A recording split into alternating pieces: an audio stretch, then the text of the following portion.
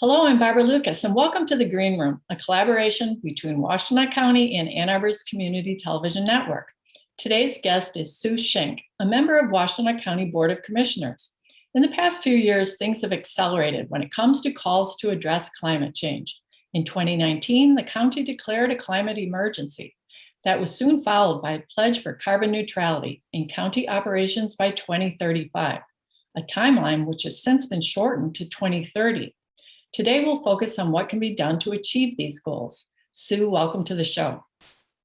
Thank you. I'm really glad to be here. So I see from your background that you have a graduate degree in resource policy, you're an immigration lawyer, and you're an owner of a small farm. So I'm assuming that you're a people person and an environmentalist, and maybe you are concerned about the impact of climate change on county residents. So let's start there. What are some impacts you might envision that the county residents are going to see? So I think those spring snowstorms that happen after we think of winter as being over, we've always had those here in Michigan. What we haven't had is the intense warmth before those storms that causes a premature green up and bloom. And that can threaten not just our flower beds, but also our crops. And so that's a big issue. And then another issue is the more intense rainfall, because Michigan's rainfall has already greatly increased, and the intensity of the storms have increased as well. And that burdens our ability to get that rainfall away from places that might be damaged by it, and then also can wreak havoc in the streams when it gets there. Yeah, and how about urban dwellers? What do you envision for like apartment dwellers? So that is a big issue, because in some apartments, people don't have adequate cooling. And so in the summer, they can experience severe heat stress to the point of becoming very sick. And if it's not dealt with, we could have people dying from the heat here in Washtenaw County, which is not something that we want to allow to happen. Yeah. So in terms of the pledge for carbon neutrality in the county, I know a lot of attention is given to renewables. So we might as well start there with solar. How many of the buildings in the county might you envision getting solar panels? Well, I think what we're looking at is whether we could create a large solar array, perhaps in coordination with the city of Ann Arbor, and then use that power to power the buildings across our organizational buildings in different parts of the county. Right now, the law doesn't allow for that to happen. So then you would have to put individual sets of solar panels on each building. A number of buildings, and I don't have the number with me right now, already have solar panels on them. But I think eventually we should expect to have all of our buildings powered by renewable resources. It would be easier if our power company could move more quickly to renewables so that we didn't have to spend our money and our energy to do it. But if they're not going to do it, we've got to get it done somehow. Yeah, that would be very expensive to do it individually, that's for sure. So I know there's some lower hanging fruit that the county's been working on, like your lighting. Right. So last winter, we passed a resolution, and it's now being acted upon, that should result in almost a third of our carbon being reduced by replacing traditional lighting with LED fixtures and better controls. And so that's really exciting. It costs $2.5 million up front for supplies and labor, and it will pay for itself before the end of 7 years. And then another thing that we're doing in cooperation with DTE is that DTE is supplying an employee, an energy manager, to work with our director of office and infrastructure management to assess the energy efficiency of our buildings and look at what improvements can be made. And so we expect that to be very fruitful. It's actually at no cost to us. And of course, the retrofits will be, but this is a big help, and we're excited about that. We don't have any of the figures from that. The relationship has just begun. That's great, because I read that there's something like 812,000 square feet of heating and cooling in buildings, 24 different buildings in the county. I didn't realize there's so many. Can you give some examples of different county buildings? Sure. So we have a learning resources center. And before the pandemic, that had been used for meetings. But since the pandemic, it's actually been used as a cooling center in the summer for people who needed to get out of their homes and find a safe place to stay for a little bit. And that building is all electric. It's 100% carbon neutral ready if we were to supply solar panels to that building. Right next to it is the jail. And next to that is the juvenile center. And we have the downtown administration building, and then the building where we house our treasurer and clerk's office, and then courthouses as well as our parks department is joining in our effort to reduce our carbon emissions. And so they've got some buildings too. Great. That's a lot of heating and cooling. Mm-hmm. How about some of the more challenging things? Like you mentioned before, electrifying the boilers could be a big challenge. Right. So electrifying all of our heating and cooling and equipment that can be electrified that's not now would cost about $17 million. And that's a pretty big lift. The other thing that's important to know is because of the way our power is produced here in southeastern Michigan, it actually wouldn't reduce carbon emissions at that time. It would only reduce carbon emissions if the power was renewable power that then supported those electrified HVAC systems. And so that's one of the reasons why it's important for our electric company to make some changes, or for us to find a way to do it by ourselves. Yeah, and then there's electrifying the fleet. By fleet, I guess that means the different vehicles that all the staff of the county drive, right? Right. So we have a rather large fleet, and some of those vehicles are very specialized. Some of them are just vehicles to get from one place to another. And we have already started an effort to make sure that all of those vehicles are right size, that people who could share vehicles do so if they are only using them during the day, and that we have the information we need to make a move to electrification. So we have a couple of electrical vehicles right now, just to check them out. And we're looking forward to being able to make some bigger changes. Another thing we're looking at is our employees' commute. And we are counting their commutes in our carbon emissions.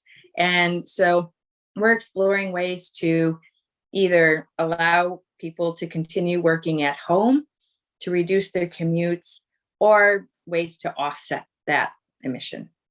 And what kind of offsets might you consider?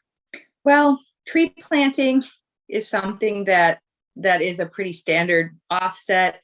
Just investing in an offset company. So we haven't made any decisions and haven't had as robust of conversations as we will have. What we just did is we just passed a resolution asking our county administrator to put out a request for proposals to hire a consultant to help us get a climate action plan together.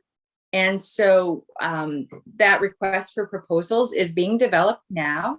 And we are hopeful that within the next year, we should have a completed climate action plan. And that will go in depth to the issues that we face, the possible solutions, and give us a guide to getting to carbon neutral by 2030. And one of the exciting things about some of this work is that investments in tightening up our building envelopes or getting more fuel efficient vehicles will pay for themselves over time. And so it's a return on investment above and beyond of helping the world to avoid catastrophic climate change. Mm-hmm.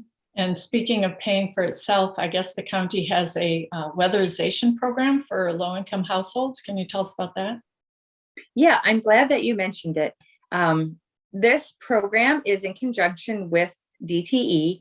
And if a person qualifies, a consultant will actually come out to their house and help them figure out what are some cost-efficient ways to tighten up their building envelope, which will reduce their electricity bills or their gas bills and help make their house more comfortable. It's been a really popular program, and I would like to see it expanded. Right now, there's a roofing program. If you don't have a good roof, your house is not going to be comfortable or efficient. So if somebody was interested in that, then they would want to go to our website and look for the little icon for Office of Community and Economic Development, or OCED. Yeah, it sounds great. I read that furnace and water heater repairs, replacing inefficient refrigerators. It sounds like really important stuff. My understanding is that most people who participate in that program end up saving several $100s. So I know you're a farmer, and since a lot of the things that are going to be happening with climate change are things that the county can't necessarily control, but there are things farmers can do to help us be more resilient in the county. Do you want to address some of the techniques, for instance, that you might even be using at your own farm in that respect? So yes, thank you. I would like to go back just a little bit. Sure. In addition to working on our organizational carbon emissions, we also intend to help lead the way and support our community in going carbon neutral at some time that we haven't quite decided on yet as a goal, maybe 2035, 2040. Our state has a goal of 2050, which is amazing. I would like to see us come in a little bit earlier so that we can make a difference. I think it's an important thing for avoiding climate change, or I should say it's really climate catastrophe. I think we all prefer some more warm days. It's the catastrophic part that is a difficulty for us. So as part of this effort, we passed a resolution putting the conservation millage on the ballot last August, and the voters approved it. And that increased the budget for the conservation district. And so they now have more resources to work with farmers to do more no-till farming that will keep more carbon in the soil and some other regenerative techniques. And so at our farm, we started doing, we used to raise a lot of sheep, and we would rotate our pastures. And so when you rotate pastures, the grass grows to an optimal point, the sheep eat it, and then they move on, and the grass grows up again. So the pasture continues to produce the grass. And so it continues to sequester the carbon in the grass, and then it's more efficient. So now we have some horses and goats who are doing that, but it's not quite as intense as it had been. And another thing to do if people have ruminant animals, so like sheep or cows, is to feed them kelp, which is a renewable resource, and it actually reduces the methane emissions from the animal. Another thing some farmers are doing in the county towards climate change resiliency is land preservation through a conservancy, which I asked you about at a visit to your farm recently. Let's show that clip.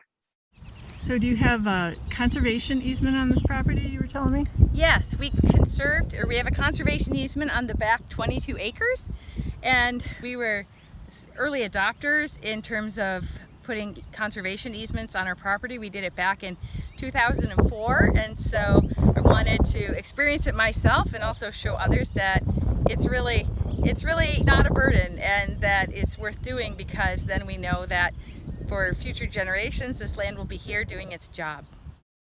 And I hear you have some pollinator pastures.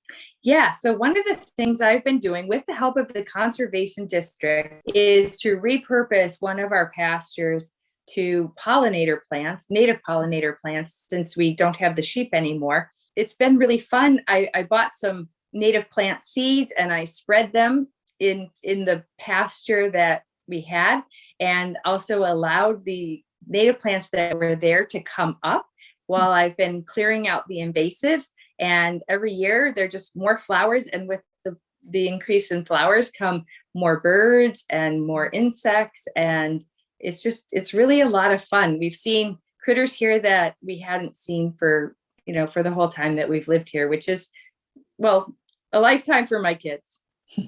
That's great. And they're beautiful too, those wildflower meadows. That's great. Yeah, when I asked you earlier, what can the county do to help with these community-wide goals, you mentioned that sharing resources. It sounds like it's going to be, in the future of climate change, there's going to be a lot of sharing of what to do about all this. At the county, I'm hoping that we can serve as a real resource to our townships. We've relied heavily on learning from the city of Ann Arbor's experience. And Dr. Missy Stultz has been an incredible support. She served on our environmental council for a while. And now also our state is getting involved. We have a Council for Climate Solutions that the state has created, and a number of local residents serve on that. I have been participating in some of the work groups where about 100 other residents from across the state are getting together to talk about the issues that the state is facing and what the solutions might be. So I'm hoping that in the not too distant future that the state can provide resources as well, because when every community has to go through the process for the first time by themselves, it takes a lot of time and energy and money. And if we can all learn from each other more efficiently, we can get to the solutions faster. Mhm. Well, it's really great, everything you're doing, and we really appreciate it. We're out of time already, but thank you so much for being here today, Sue. Thank you so much, Barbara. It was really fun. I appreciate it. So for this and all our Green Room shows, please go to washtenaw.org/greenroom. Thanks for joining us here in the Green Room.